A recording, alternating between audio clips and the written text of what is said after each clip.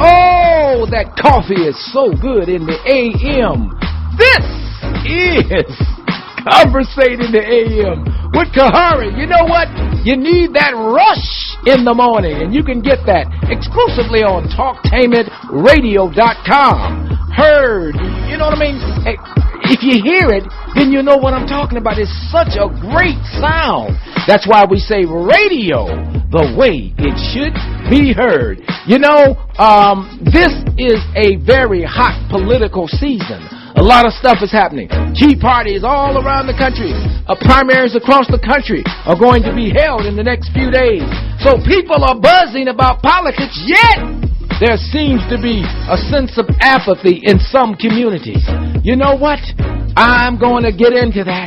But I want you to remember, this is your show. This morning, just you and me. Let's go one deep. Let's go two deep. Let's go three deep. And conversate in the AM with Kahari at 1-877-932-9766.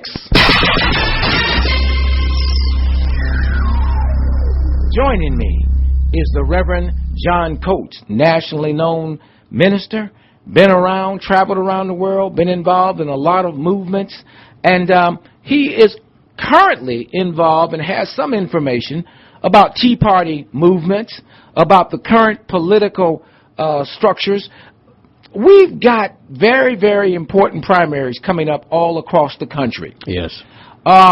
What message will this send about the discontent of the nation based on how these things come out? Well, we already saw one example that is already an upset with another long-legged man from Florida. I don't know if he's a Mac Daddy or not. You didn't say long-legged Mac. But he is I know you didn't say no, long-legged Mac. I didn't say Mac Daddy. I just said he's long-legged and tanned, and that's Governor Charlie Crisp from Florida.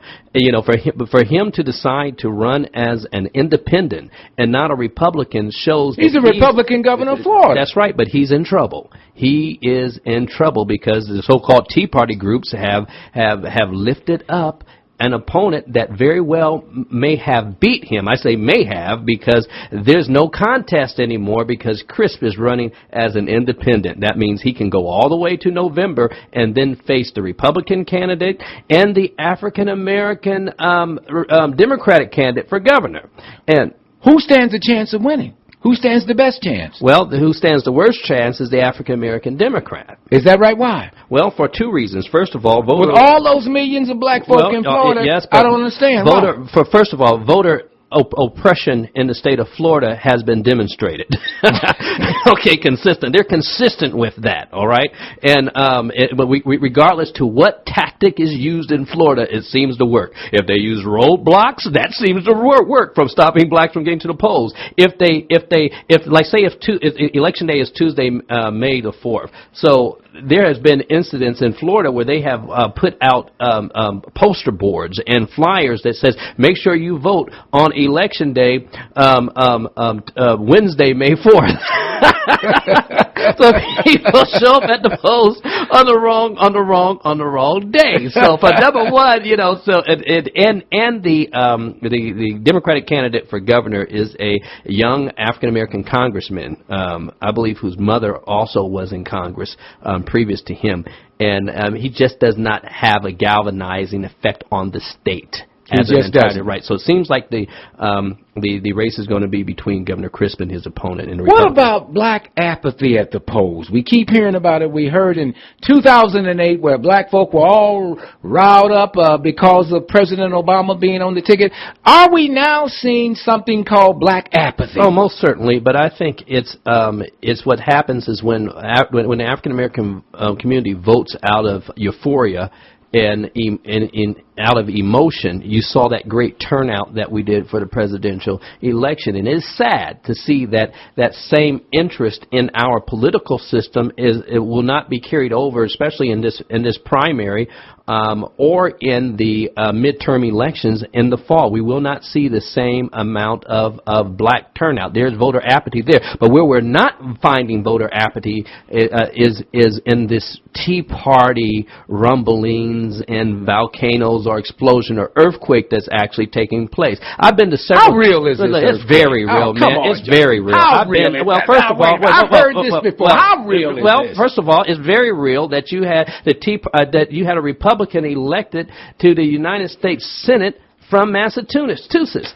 Ted Kennedy's America's most favorite liberal senator, the late Edward Kennedy, the man that sits in his seat now is a Republican. That was an earthquake. That was a shot heard around the world. You have a opponent to John McCain, the previous Republican presidential candidate. He may lose his primary race in Arizona. There's a possibility that John McCain will lose on May the 4th. So you're saying what? You're saying that this is very real. I've been to many Tea Party events throughout the country, and there's two constants that I find at these Tea Party events. The first one is that the Tea Party events remind me of America during Sunday morning, 11 a.m. And that is segregated. Well, black people probably view the Tea Party as very racist. Well, very anti-President Obama, anti-black. Would I be wrong in that assumption? Well, I don't know if the black community has given much thought to the Tea Party. Oh, okay? I don't know if the black community has given much thought to the Tea Party or a lot of issues as it relates to politics in general. Why is this apathy there? I think there's apathy there because there's just not, they don't see it, we don't, unfortunately, African Americans, I don't believe, see these bread and butter issues being associated with who they elect to any office. There's dissatisfaction with Congress across the board. Congress has a low approval rating across the board, so just not African Americans. America in general is turned off by politics. Wait a minute, they were just turned on by it. How are they turned off by it? They voted out. You got the Tea Party. The American people were programmed with absolute euphoria, and they were given catchphrases in which to attach to. We watched the most brilliantly executed campaign take place in American history, and that was the campaign of Barack Obama, where you had familiar words introduced into the lexicon that permeated the minds of the people. Change and yes we can and all of that. It worked. Sammy Davis Jr.'s Yes We Can. Yeah. You know, I'm sitting here and I'm looking at all of this data, and I've been poring over it, and I'm trying to figure out what's going to happen in 2010 in the congressional elections. Do you see a sea change, or do you see it remaining pretty much how it is? I see a major change taking place, and I think that change will happen within the United States Congress. Major change where? In the Congress, in the United States House of Representatives. All right, let's work it. Since you are this great political analyst, how many seats will the Democrats lose, or how many seats will they hold in the 2010 election? I believe that in the Congress, the Democrats will lose at least 10 seats in the United States House of Representatives, and it may be as many as 5 in the United States. Where are they weak across the country? They're weak in Arizona, weak in Ohio, the state of Ohio, part of it all. Yes, there may be some serious change within the state of Ohio.